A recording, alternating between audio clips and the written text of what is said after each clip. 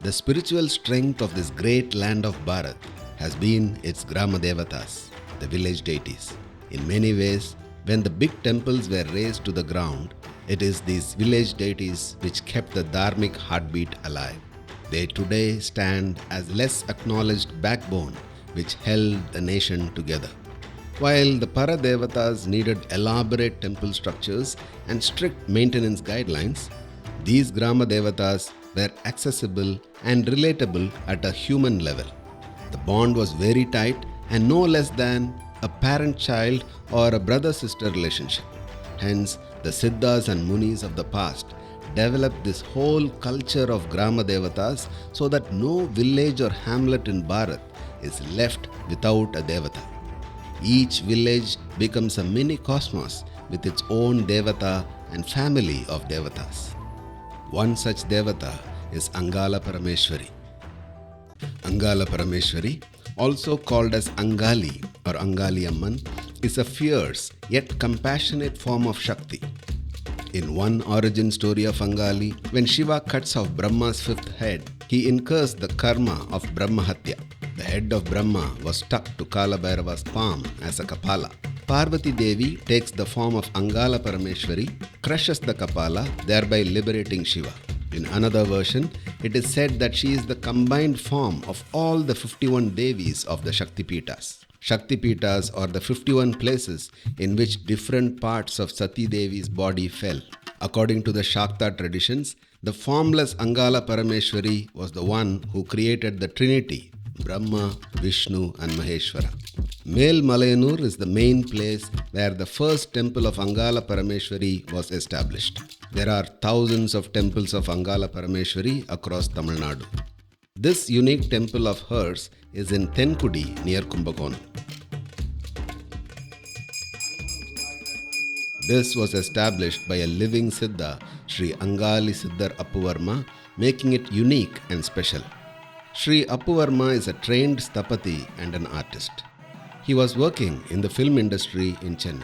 15 years ago, certain experiences happened where Angali Amman led to this village Nannilam, where presently he is located.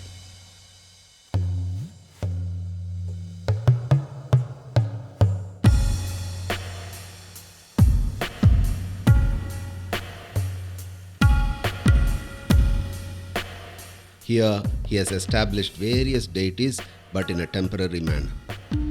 What makes this place special is that Angala Parameshwari speaks to people through a process called Arulvakku. This happens 3 days in a week. People from far and near come to get their questions answered by Angali. She is lovingly called as Amman by people, which means the mother. When people come to the temple for Angalamman's Darshanam, on specific days, on Tuesdays, on Fridays, on Paurnami and Amavasya, full moon and also new moon, they have Arulvakku where Amman is invoked. Amman or Devi is invoked on Appuswami's wife Gayatri Ma. Whatever happens, then I think you all have to witness it. I don't think I can completely explain it.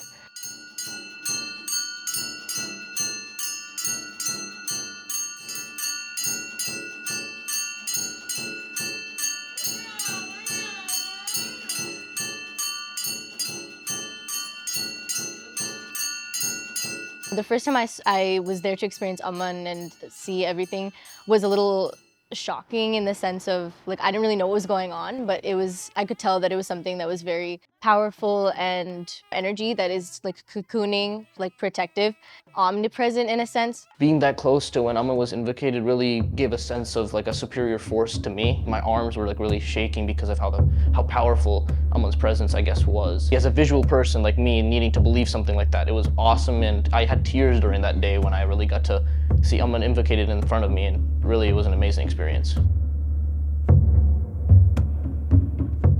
People come here to ask questions related to their marriage, childbirth, relationships, jobs, health, land issues, visas, or simply to receive her blessings. The list is just endless. For this Arulvakku, nothing is charged at all as an exchange for what they offer there. One instance relating to my mother's cancer. She got diagnosed for cancer sometime last September. There was a breast cancer with a lump. We told Appuswamy that look, this is what is happening. Can we pray to Angala Parameswari to give her what you call as a trouble-free passage? After 1 month, my father called me and said, the cancer is cured. There is no lump. A lump which was there just 2-3 months back just disappeared. I personally know my friends who don't even know anything about our culture. A pregnancy that was one of the most impossible ones to even conceive. They were finding it very difficult, and it all happened so smoothly, and now she's also carrying a second child. In my junior year in high school, I actually felt like my life was going to be over in a sense. I was having some very difficult times. I was in a lot of pain. I even wanted to go in a quote-unquote artificial coma in a sense. I didn't really want to deal with all of that kind of pain and suffering, but I kept believing in Amman. Even from here, from US all the way to India and across the world, she kept listening to my prayers and kept helping me and was like holding my hand side by side, fighting with me. I have seen a lot of people who were medically could not be treated. They just come in there, and during Arulvakku they are there, and the little process that Appuswamy does on them, they are healed and they leave the place like they were never sick. I had just graduated. I was looking for a job. It had been 6 months. I had almost given up and I was planning to leave the country. Amman came into our lives and she just said, hold on, you're getting a job. And within a week, I got my job. நம்ம என்ன கஷ்டம்ட்டு போய் நின்னாலும் அவ நமக்கு ஆறுதல் சொல்லி நமக்கு நல்லது செய்றா. I had a problem about my brother. He was suffering from cancer 25 years back. Sarcoma which is not treated.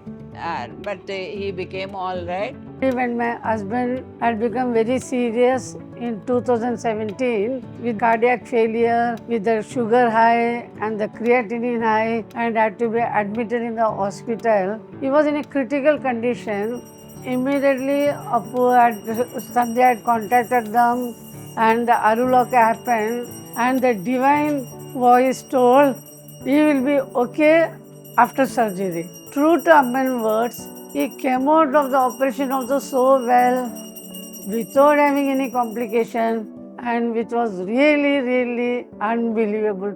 And I was so much thankful for Amman for all that and what Appuswamy was doing. So many stories like this have happened. People have come there for healing, for babies, for exams, for even sometimes when elders are hanging around too long and they are suffering. Her blessings just makes the whole process very easy for them. But here I am dealing with a particular deity of a different dimension. She is available to us out of kindness. She is available to us out of her magnanimity.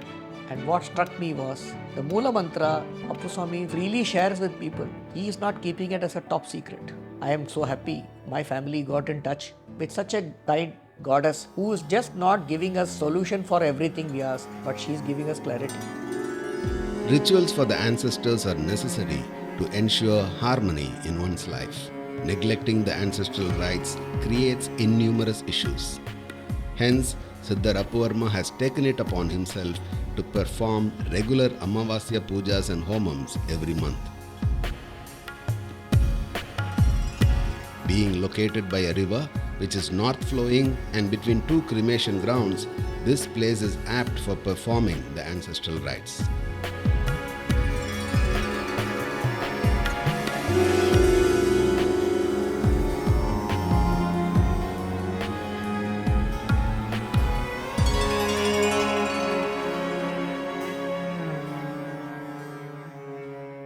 I just noticed the community there and how like close-knit everybody was and how they revere Appuswamy in that sense of like how much he does for the community and how much he does for pretty much everyone.